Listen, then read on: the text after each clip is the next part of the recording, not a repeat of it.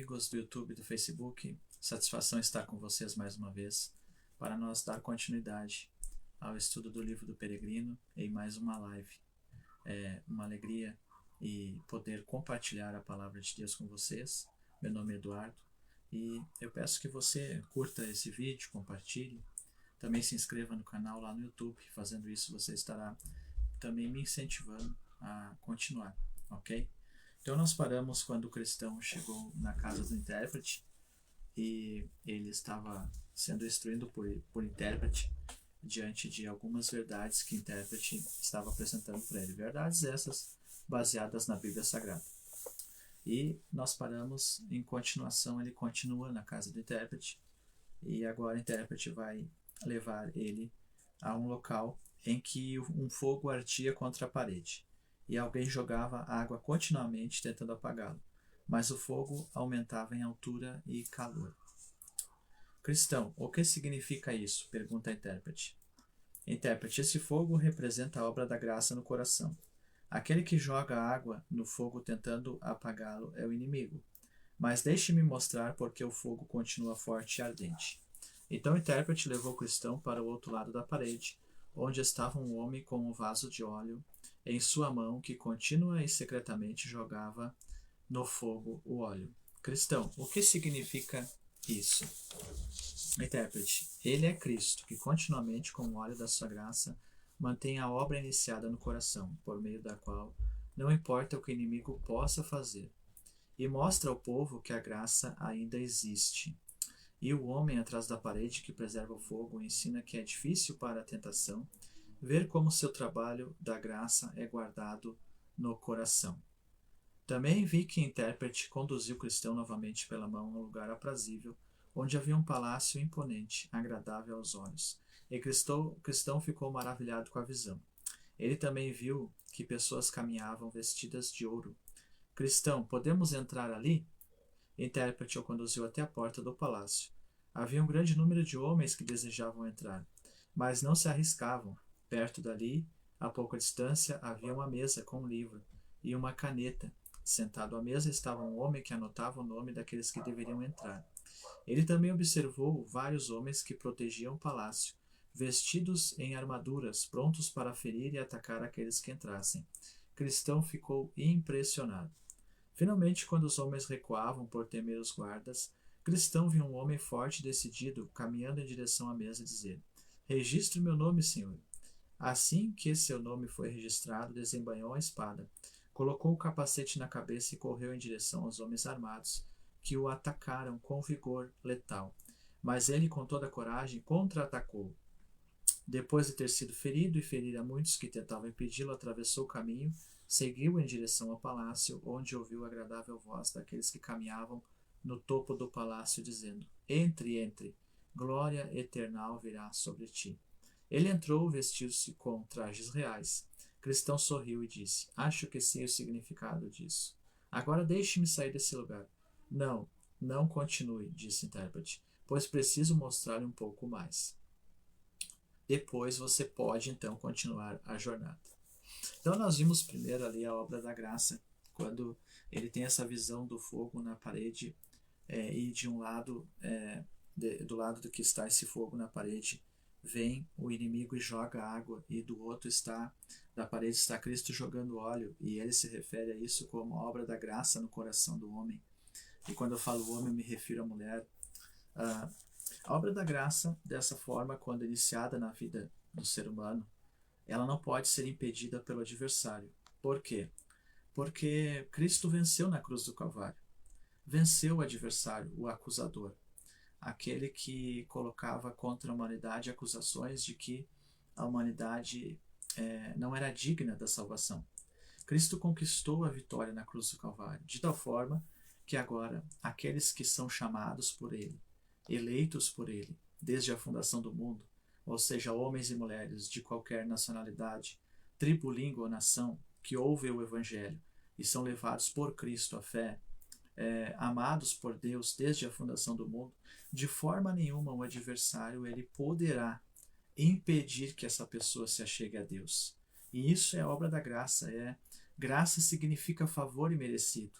Nós não merecemos, não merecíamos, não somos dignos de tamanho amor. Mas Deus amou-nos de tal maneira que, como prova desse amor, Ele entregou seu próprio Filho, Jesus Cristo, por nós. Por quê?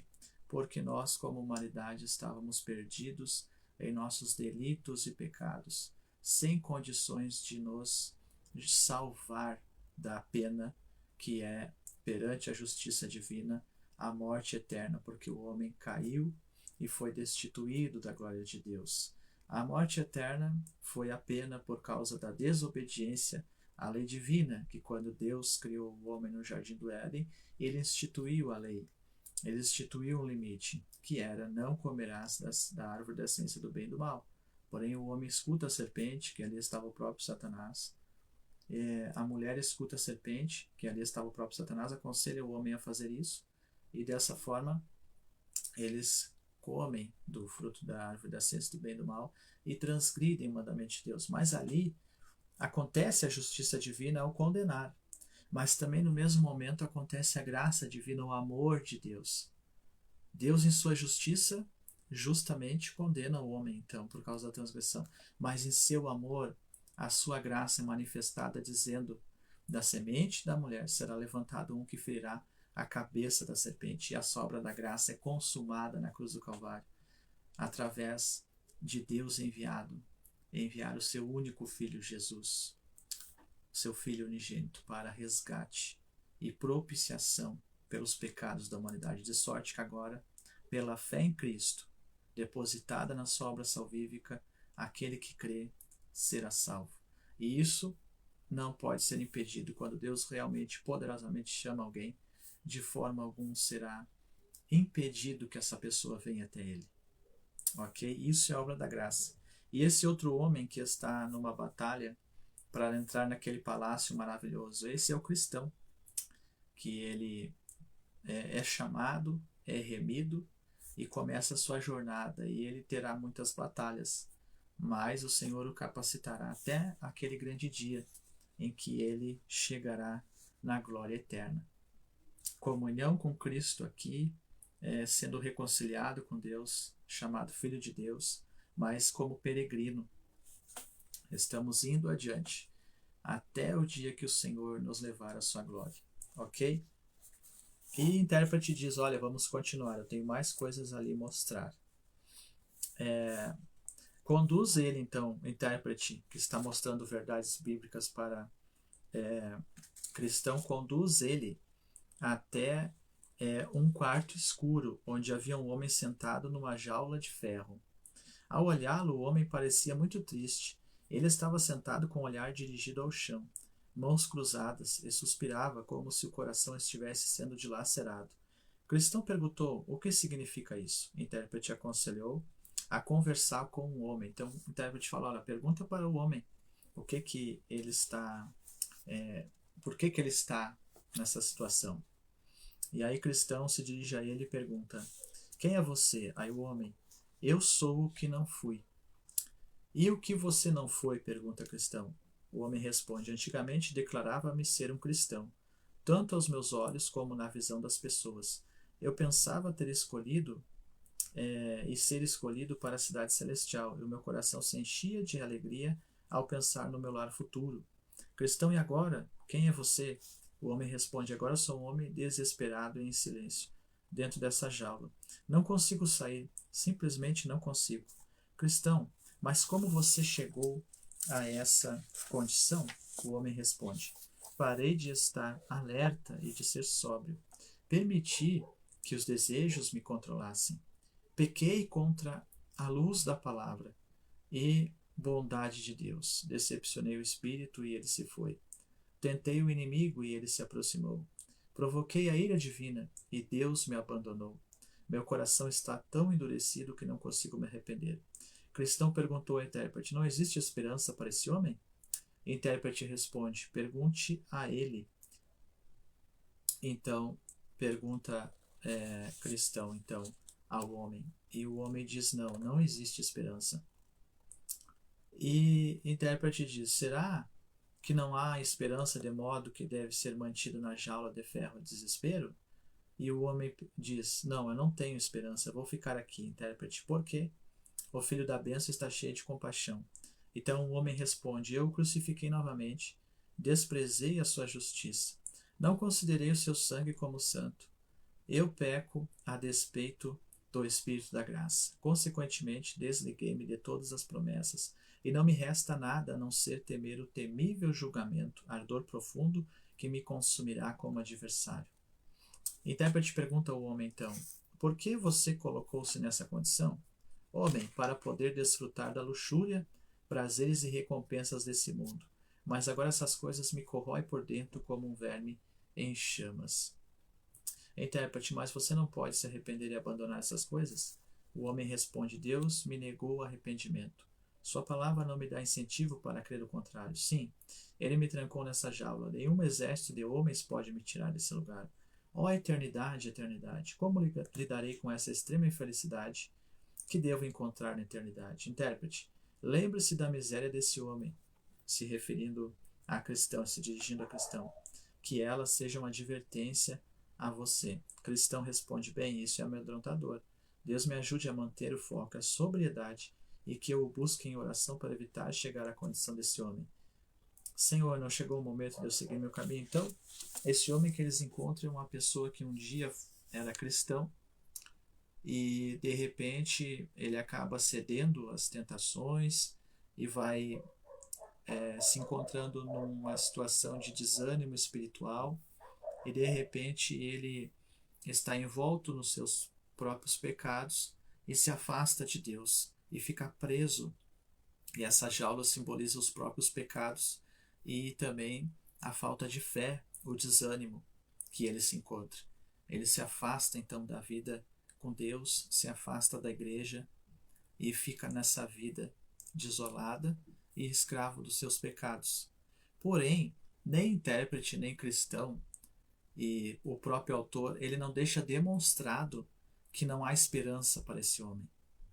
Mas está demonstrado o quê? Que ele está agora numa situação de que ele não tem ânimo para se voltar para Deus.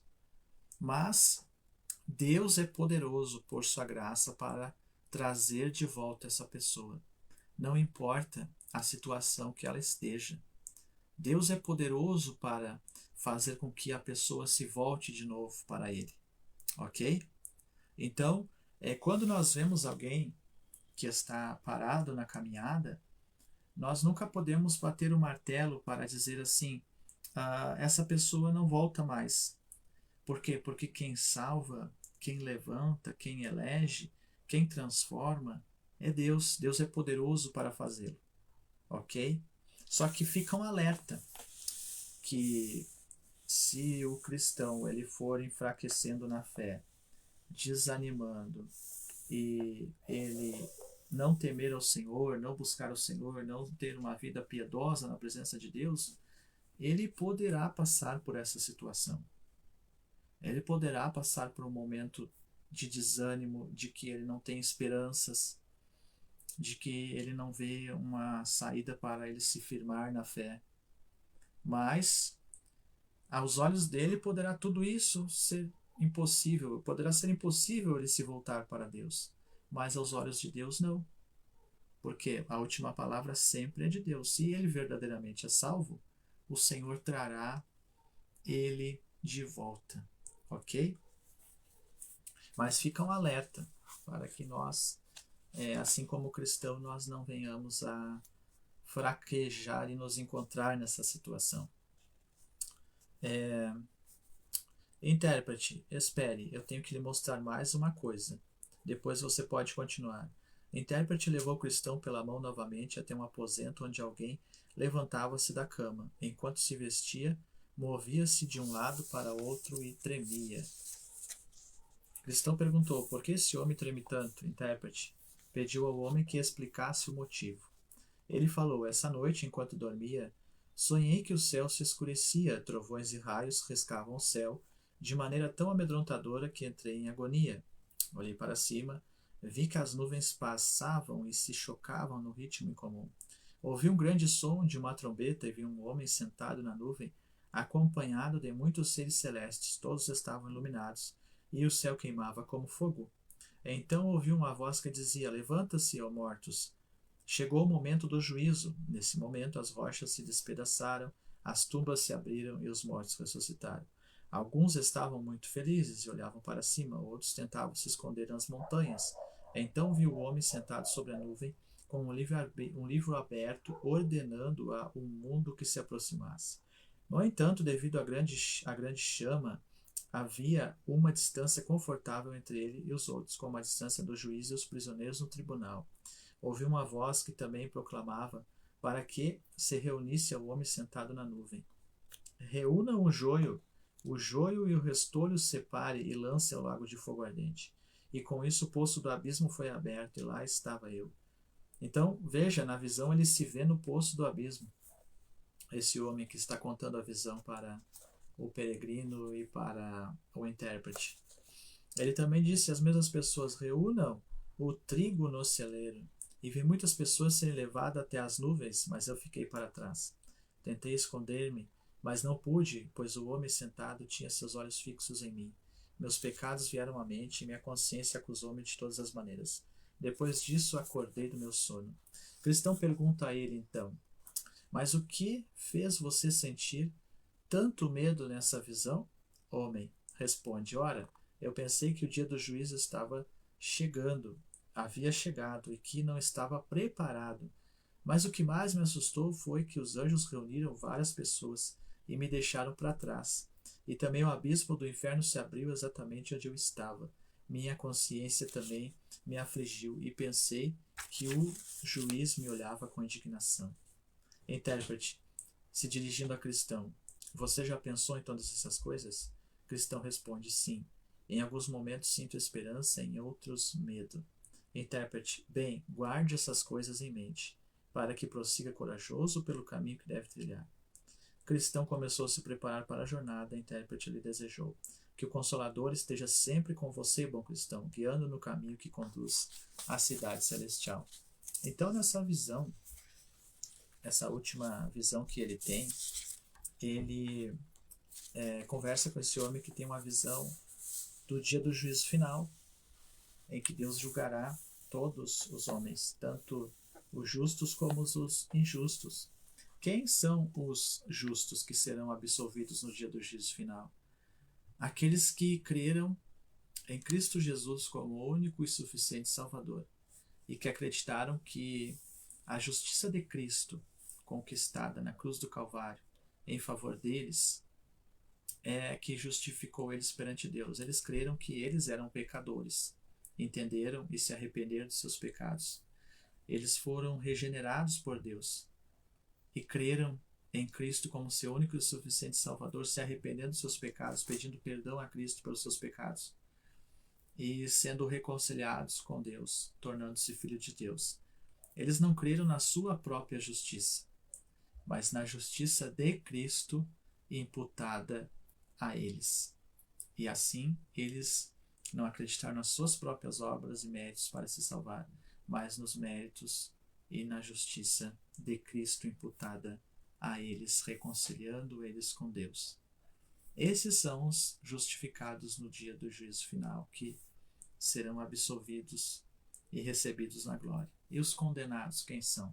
Bom, os condenados são aqueles que rejeitaram a salvação em Cristo. E ele está na visão, ele se vê entre os condenados.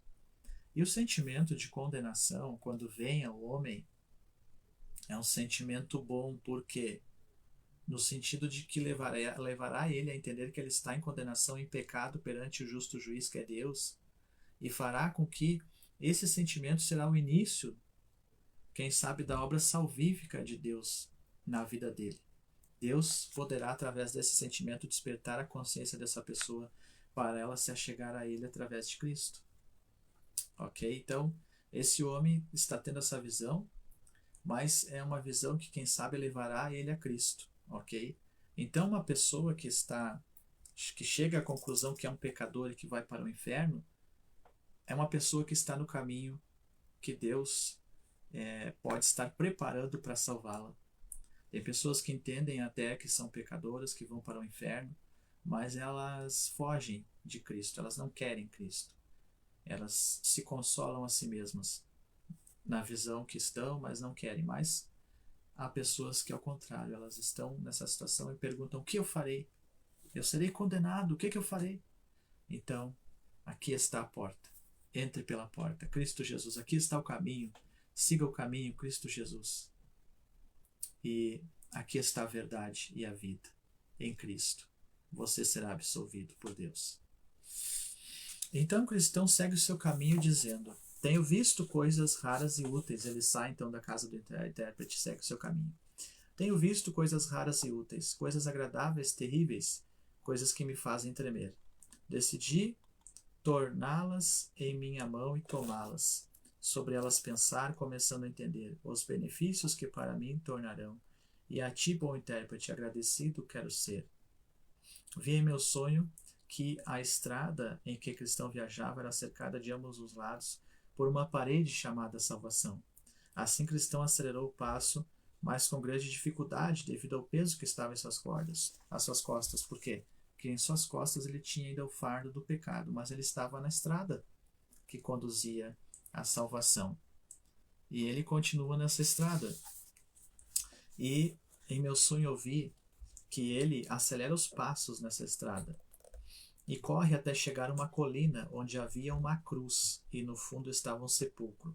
Então eu vi em meu sonho que tão logo o cristão se aproximou da cruz, a carga soltou-se dos seus braços e continuou caindo até chegar à entrada do sepulcro, onde foi depositada completamente, e eu vi que não havia mais nenhum fardo.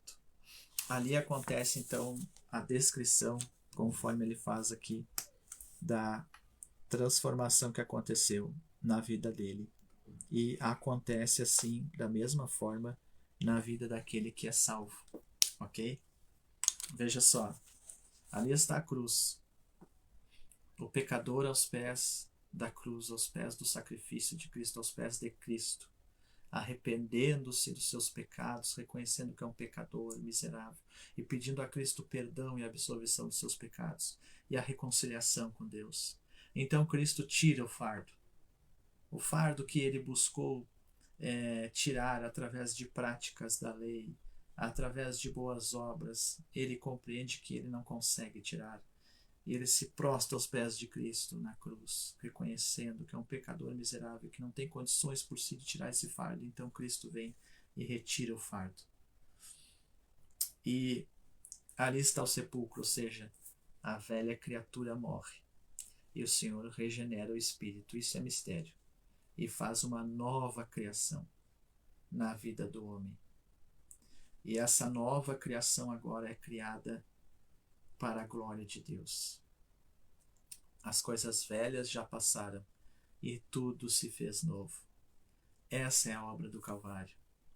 Agora a velha criatura, as velhas paixões, os velhos hábitos estão sepultados na cruz e nasce uma nova criatura em Cristo. Um filho de Deus que agora vive para a glória de Deus. Tudo novo. Uma nova visão, uma nova esperança, novos desejos.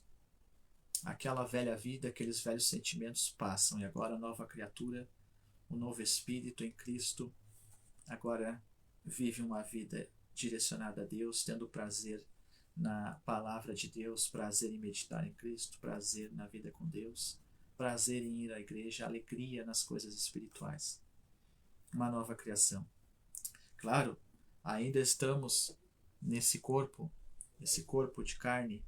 Enquanto como cristãos nesse corpo de carne peregrinarmos, nós teremos nossas dificuldades e lutaremos contra essa velha natureza que ainda está nesse corpo, porque ele ainda não foi glorificado. Mas o que importa agora é a nova criatura, a essência espiritual interna que Cristo fez na vida do salvo.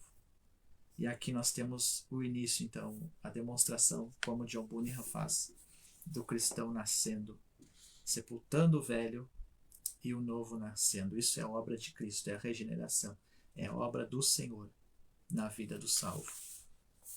O cristão ficou feliz, veja só, exclamou com o coração agradecido.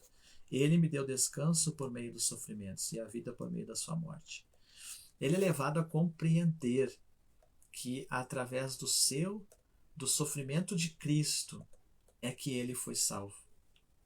Essa verdade também é maravilhosa na vida do cristão quando Deus o revela, que somente através do sacrifício de Cristo é que ele recebeu paz, que ele recebeu salvação, que ele foi reconciliado com Deus. E aí o cristão começa a contemplar o grande amor de Deus, manifestado a ele na pessoa bendita de Jesus Cristo. Ficou parado durante algum tempo para olhar e maravilhar-se com a visão da cruz e o alívio que ela lhe proporcionava. Continuou admirando até que as lágrimas começaram a escorrer do seu rosto. Que maravilha!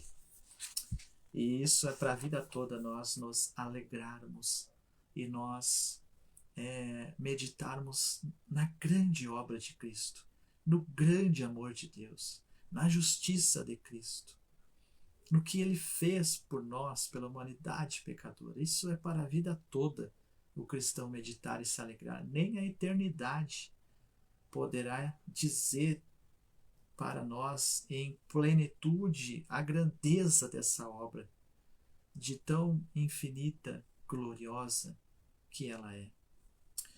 Enquanto olhava e chorava, 3 seres resplandecentes se aproximaram e disseram: a paz seja contigo. O primeiro lhe disse: teus pecados são perdoados.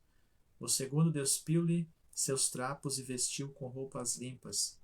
E o terceiro colocou uma marca em sua testa e deu-lhe um rolo selado, advertindo-o que cuidasse do rolo enquanto corria, a fim de carregá-lo no portão celestial.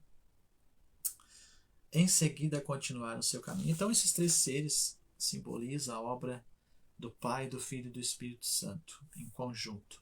E um diz: teus pecados são perdoados. Ou seja, o cristão, ele recebe da parte de Deus a certeza de que seus pecados são perdoados. O inimigo não pode acusá-lo pelos teus pecados no passado, no presente ou no futuro, porque em Cristo você é justificado.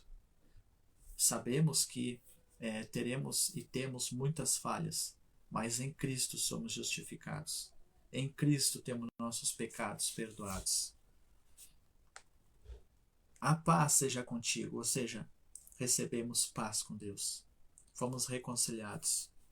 Roupas limpas, roupas novas, ou seja, a justiça de Cristo. Roupas brancas como a neve. Através da justiça de Cristo, antes da nossa vida, as nossas roupas, ser humano caído, perdido, destituído da glória de Deus, trapos. Deus nos olhava e ali ele via em nós pecadores perdidos, via em nós a nossa justiça trapos, trevas, merecedores somente da condenação por causa da herança, da natureza pecaminosa herdada em Adão, e cada ser humano assim também segue essa herança e tem essa herança em si e é merecedor somente da morte, a condenação. Mas então Deus, em seu muito amor, graça, envia Cristo, salvação, justificação, e agora salvos por Ele, novas roupas, nova vida, transformação, essência, espírito, alma transformados, novas roupas, então, vestes brancas, justiça não minha, mas a justiça de Cristo imputada a mim, que me reconcilia com Deus. Então Deus, na sua graça, enviou seu Filho, amor. Seu Filho oferece-se em sacrifício e cumpre a justiça divina e me concede salvação e me concede a sua justiça. E o Pai agora me olha e vê seu Filho entre mim e ele, reconciliação, e pelo seu poder, pelo seu Espírito e pela justiça de Cristo me dá novas vestes espirituais, vestes brancas. Que maravilha! Vestes limpas e a marca na testa, um rolo selado, a fim de entregar no portão celeste, certeza da salvação até o fim. Certeza da salvação. O cristão salvo verdadeiramente, ele tem a certeza que estará na glória por aquele que o chamou, por aquele que lhe reconciliou. Ok? Quem é esse, o peregrino? As coisas antigas passaram e se fizeram novas. O peregrino, um novo homem, se tornou, e sobre minha palavra, suas vestes brancas se tornaram. Então o cristão pulou 3 vezes de tanta alegria e continuou o trajeto cantando. Até agora carreguei meu pecado, nada havia para aliviar meu fardo, até que cheguei a esse maravilhoso lugar. Será que irei me alegrar? Será que vou do meu jugo me livrar? As amarras que me prendem irão se quebrar? Bendita a cruz, bendita a tumba, bendito aquele que minha alma veio salvar. Então é um poema que ele escreve no final. E que maravilha! Poderíamos meditar a vida toda sobre a obra da cruz e não chegaríamos a 10% do que é essa obra. Assim disse Paul Washer, um cristão, um pastor que prega o Evangelho de Cristo. Então, que Deus abençoe você, que essa meditação seja para sua edificação. Agradeço você que esteve na live, todos que estiveram, irmãos e amigos, nesta live. E eu vou fazer uma oração por mim e por você nesse momento, agradecendo a Deus por estarmos aqui, por você que assistiu e vai assistir. Pai nosso, muito obrigado pelo teu amor, pela tua graça, a tua palavra, Senhor. Ó Senhor, tu sabes que eu não posso dizer aquilo que o Senhor quer falar, eu não tenho nada, a não ser, Senhor, Cristo, e tudo que eu tenho é Cristo. Ó, que o Senhor revele Cristo a cada um de nós, a cada um que vai escutar, e que aquilo, Senhor, que o Senhor deseja falar, que assim seja falado para a tua glória, eu te peço, e o Senhor faça a sua obra. Em nome de Jesus, Pai, eu te peço. Amém. Deus abençoe você, então, nessa live. Eu peço que você curta, compartilhe e comente também. Se inscreva lá no YouTube e no canal Refletindo a Mente de Cristo, assim você estará me apoiando nesse projeto de levar a palavra de Deus adiante, ok? Deus abençoe você e até o próximo vídeo, se Deus assim nos permitir. Tchau.